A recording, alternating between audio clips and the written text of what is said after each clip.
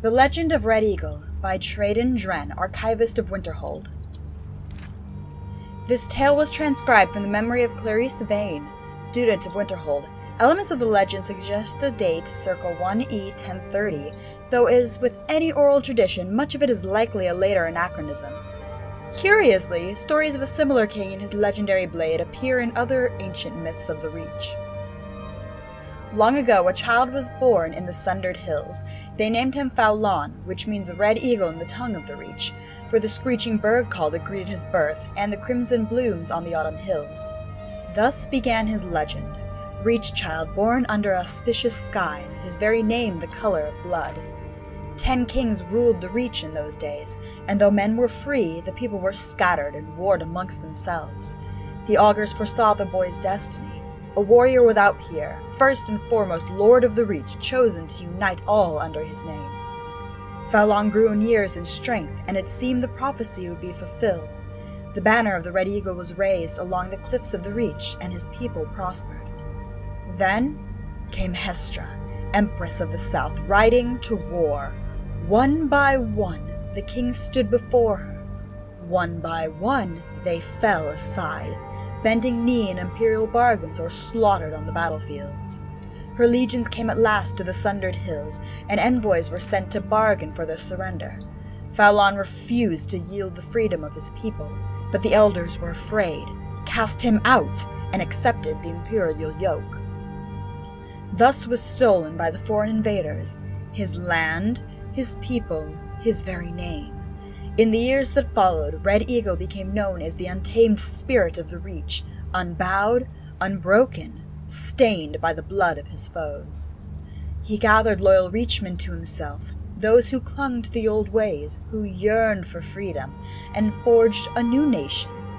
Together they fell upon the occupiers and the traitors by night, disappearing into the cliffs and caves each morn, evading capture. It was not enough. For every imperial patrol and garrison they wiped out, yet more seemed to march from the green south to replace them. One night, under a cloud-choked sky, the men of the Red Eagle warmed themselves over damp fires of smoldering moss. A huddled, shambling figure came to them, cloaked in rags, face cowled. Though his men mocked and cast stones at the stranger, Faulan sensed something and beckoned.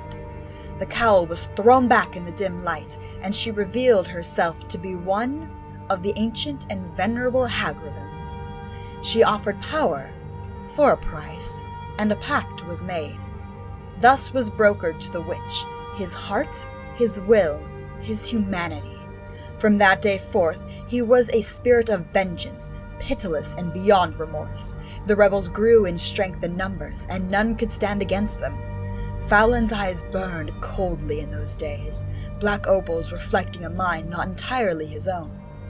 2 years passed, and the foreigners were all but driven from the Reach. Such peace could not last, however, and a great host fell upon them, a swift army of invaders unlike any before.